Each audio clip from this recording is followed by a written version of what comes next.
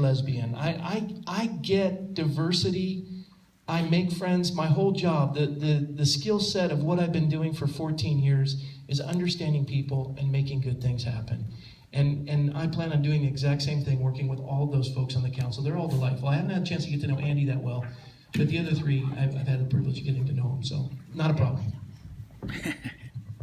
You know, I can say really from my heart that I've been in office for nearly 21 years, and I've worked harmoniously with every group I have ever been with. In those early days, when we were on the council from 70 to 74, I was in my 30s then. You can picture me then. We did better than we thought we could because we pooled our knowledge. And we came up with some very good things like the Oak Tree Ordinance and the Hillside Ordinance. You know, and that's the kind of environment I've always been in. Whether I was on the city council, the board of supervisors. If I were on the council right now, I think that we would have great harmony. I think I would identify with Councilwoman De La Pena a little more, but that doesn't mean that I would have any difficulty getting along with the other people. I've known them all for many years. I believe in teamwork and working together. You know, if you have a disagreement, it stays in the room. You don't carry it out. We never lobbied each other. I've never had a person on the council or the board of supervisors lobby me in advance of the meeting. I never make up my mind until after all the testimony is in. I have a predisposition right now to be very leery of housing on the boulevard. But I would not make a final determination until I heard all the testimony. I read all the information about it. I still, would have that propensity, but I believe in harmony. I believe that's the only way you get things done. And I think we've achieved a lot in Thousand Oaks because of the foundation that some of us laid back then. Thank you. Okay, do we have anyone from the audience? Okay. I was at one of the planning commission. I was at one of the planning commission meetings last year because I actually live on Los Feliz Drive, and where Faith Tabernacle was. And the planning commission approved luxury housing, and then it went to the city council. They approved luxury housing. There's a lot of luxury housing being approved in the city, and we're talking about senior housing. Why isn't it that you don't work with mini mansions, area housing authorities, and Habitat for Humanity? Because a lot of the apartment complexes on Los Feliz Drive are managed or built by area housing authority or mini mansions, and I guess that would be to you. I would just. What's your question? I was wondering why I was wondering why luxury housing was approved for a developer to come in, because people on that street don't want it. And Los Feliz is like, if you've ever read The Women of Brewster's Place, there is that brick wall. It's just invisible. And the people, when they found out on the street luxury housing was coming, they did not like it. So I was wondering why that was approved. Yeah, I'm not sure how you would qualify luxury housing. In the housing world, there's apartments being built all throughout Southern California. Thousand Oaks is one example, many different areas as example. Number one, in terms of redevelopment agency, to try to get something built, I use Rick from Mini Mansions. The most recent project that was approved, it only took 11 years. Yeah, from 11 years. From the amount of time from conception to the building process, the different number of institutions that were involved, it just doesn't happen quickly. The difficulty today for affordable housing doesn't make an excuse. I'm just saying it's very, very difficult, as opposed to someone else who might have a property to house 24 units or 30 units or whatever it might be in a particular area. They're going to build something that ultimately they can sell. They have to make it attractive. Some of the design features today, some of the solar, some of the LEED design elements that are used are what people want today. So we should be building various things for different segments of the population, including seniors, including mobile home parks. So every project in real estate has its own set of rules, has its own set of zoning. So there should be, if it needs to be built for seniors, it needs to be built. If it needs to be built for affordable housing, I'd say yes, it does. But we just have to deal with the reality, the redevelopment agency doesn't even exist anymore. And by the way, if you went to the Area Housing Authority and asked them how long it would take to get an apartment, you'll get what I'm saying. It takes a long time. The list, I had a friend that had some difficult times. they don't even want to tell you when there's going to be an opening. Okay, I'm going to interject something here. I have been for 5 years the chairman of the Senior Adult Master Plan Housing Team. We have gone to the City Council, usually through the Council on Aging.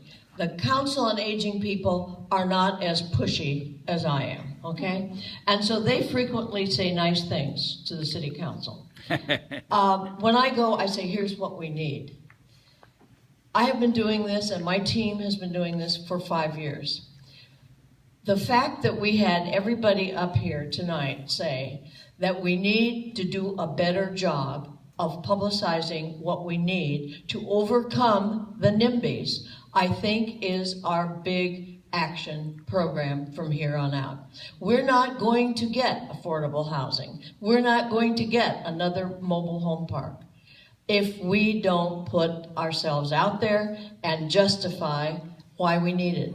And I think that these 4 gentlemen better listen to what it is we're saying, because if we elect one of you, well, we will elect one of you, you better be ready for us to come to you with strong opinions and strong requests, because we're probably not going to just do reports anymore, okay? Who else has a question? Bernie, would you come up and ask yours? There's a gentleman here. Come on over.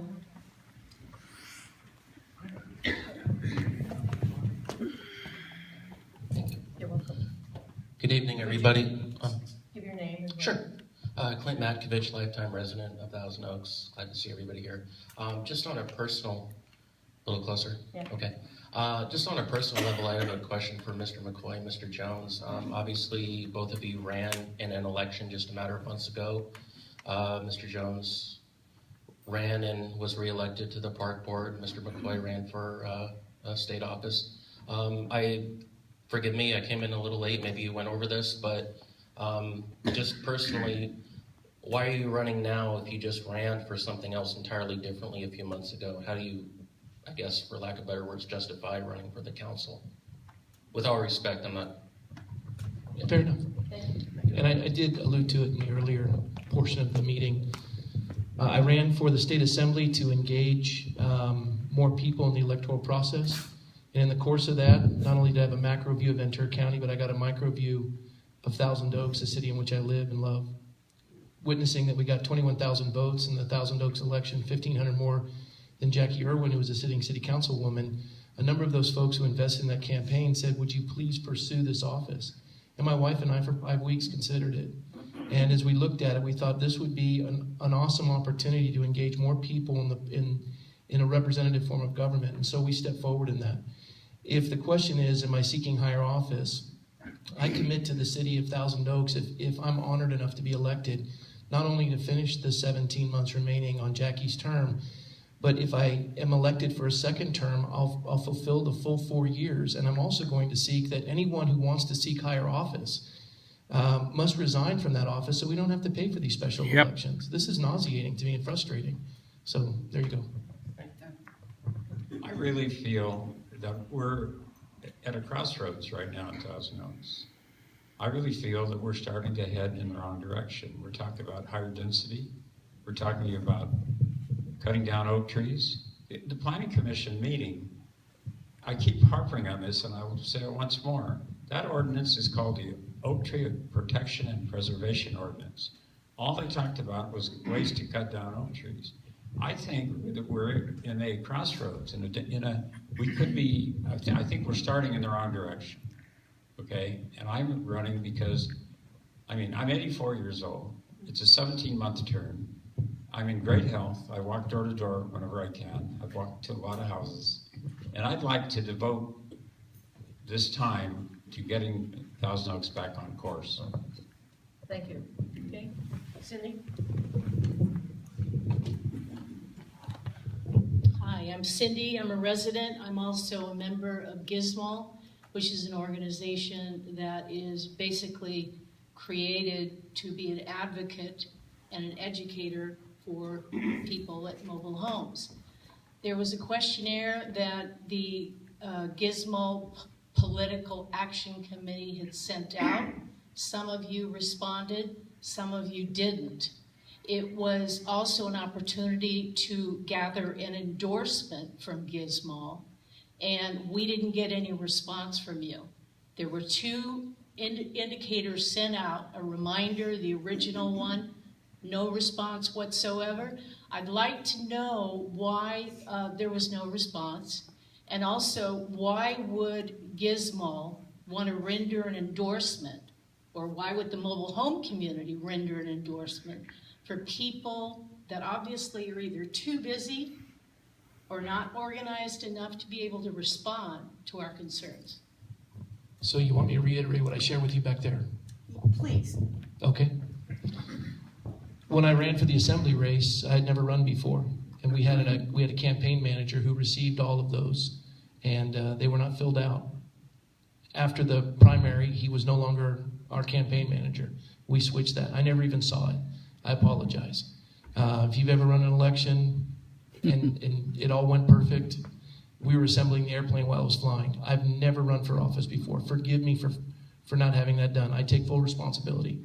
Seeking your endorsement, we basically thought from the outset that every one of these things we filled out, regardless of who it was, because we were a newcomer, nobody was giving us their endorsement. And so we just pursued going door to door to try to elicit response. And it was a bit frustrating at first. We didn't receive any PAC money. We didn't receive any money. It was all citizen donation. And so we focused our efforts where we thought they were best to be focused, and that was the people door to door. I'm here tonight. I'm here to answer your questions. I do seek your endorsement. We've been answering questions for 2 hours. We're committed to this, all four of us. So please forgive me that it wasn't filled out. It wasn't intentional. Thanks. Ed? Yeah, I have the same thing. Is it too late to turn it in? You better do it before you're 85. Okay. No, we certainly welcome it. It's Okay. just that it probably won't be considered for an endorsement because we needed it by the. Well, I made a phone call last weekend asking if I could have a little more time, and nobody ever phoned me back, so. Okay, Bernie, are you still here? Okay, then I'll ask his question. This is for Dan. Yes. Oh, yeah, I'll get you next. Since you were put on the Planning Commission by Jackie Irwin, will you be following the same philosophy as Jackie on the City Council if elected? Same philosophy in which category? I'm not the questioner. Okay, in terms of one category, using Thousand Oaks City Council to move on to a higher elected office.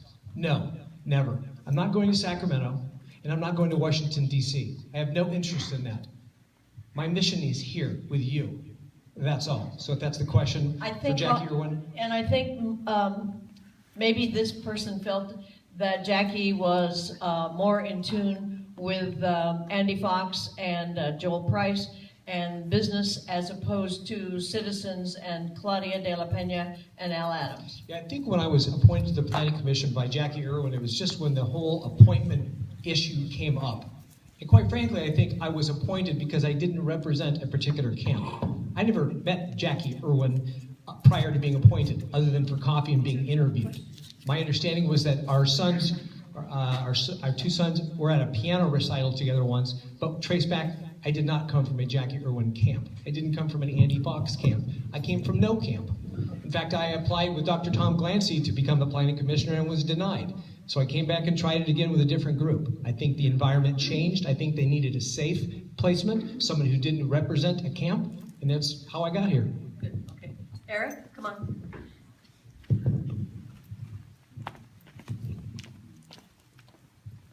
At least I may have two questions, if I may. All right, that's fine. Your name? My name is Eric Herem. I live here.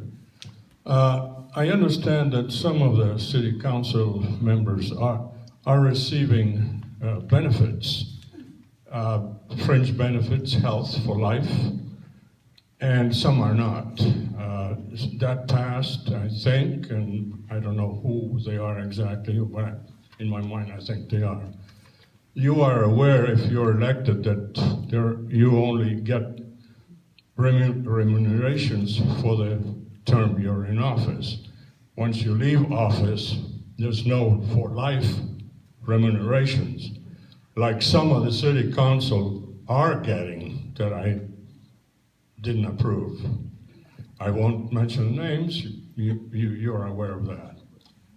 My other question is, you mentioned RAIN to support more housing, more development.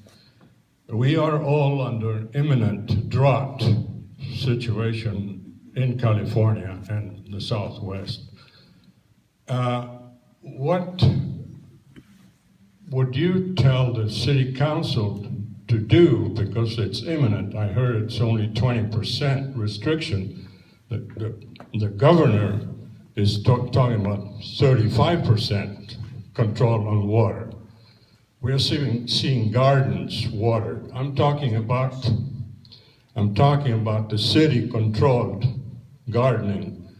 What are you doing, or what will you do to tell the city to show by example what you will do so we may follow?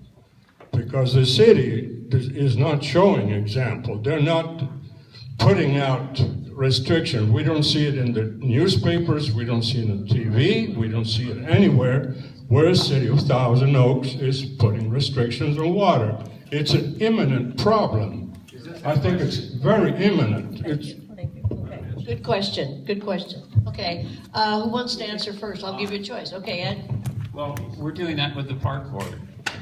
We got that same notice, Eric, and we've already cut 16% of converting turf to other uses. We're planting to drought-tolerant plants, put in wood chips. We're more than halfway there. We were told 25%. I didn't hear 35% before. But we're on the way because we want to conserve water. I mean, we want to be able to have water to drink, right? So that's much more important than putting it on plants. What was your first question? Oh, about benefits? I don't know if you'll believe this. Well, I hope you believe it. Quickly. Because it's the truth. When I went on the city council in 1970, guess what the salary was? And no benefit. $200. $50 a month, okay? Perfect. While I was on the council perfect, okay, it went up to 100. You know what? We met every Tuesday night. We met sometimes till 1 and 2 o'clock in the morning. So I'm used to, I didn't get into public office to make money, right? Fine. Thank you. Ed? Rob, go ahead. Personally, we collect all of our rainwater at our home. We have cisterns that we collect off of our roof. I love that idea. We water our garden by that. I'd like to see that implemented in some capacity in the city. I'm sad, though, that because the state hasn't implemented any infrastructure for water storage, that we're called on to police one another. In an arid climate, we don't do any water storage. So what the state is enabled to do, they're forcing it on us to police one another. That's frustrating to me. I hope Jackie does a good job up there to get us some water storage. Secondly, in regards to lifetime healthcare benefits, I think I saved the city some money because Jackie was one who was a recipient of the lifetime medical benefits, and if she received higher office, she lost them. And so I saved the city some money by losing the Jackie. Okay, Chase. Okay, I'm not in it for the benefits. I'm running for public service. So benefits, I don't even think that's necessary. That's what I work for, to have benefits, and I didn't run for council. I want to be rolling in the dough and benefits. I don't, so. And as far as water, and I think we need, on city properties, have to move more towards drought-tolerant plants and things like that, maybe even astroturf.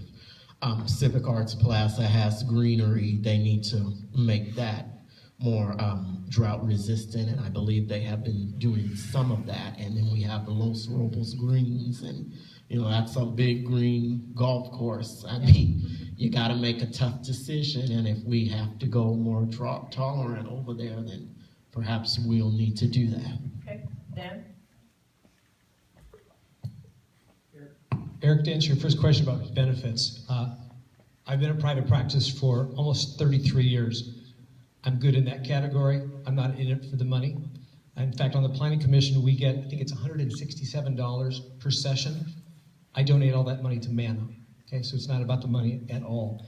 terms of water, roughly 20 to 30% of your water bill, if you believe the experts, goes to that nice green lawn in the front. The conversion, you'll see it around town, it's happening a lot, the drought tolerance, the rocks and so forth. We live in a desert, so that conversion, yeah, it should be a city issue to send a message that this is what it should look like.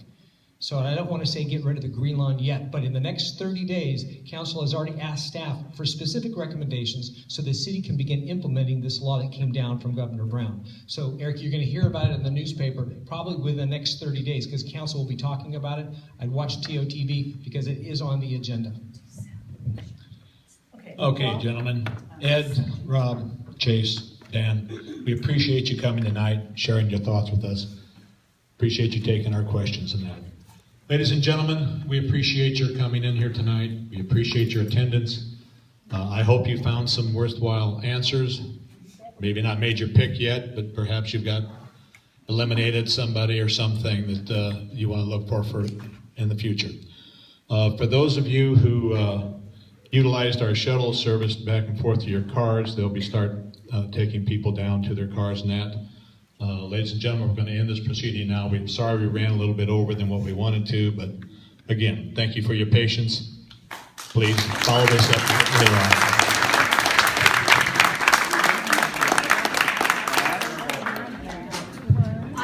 I have one more thing to say, and I think we have 4 incredible candidates, and the choice is going to be tough. Thank you all very much.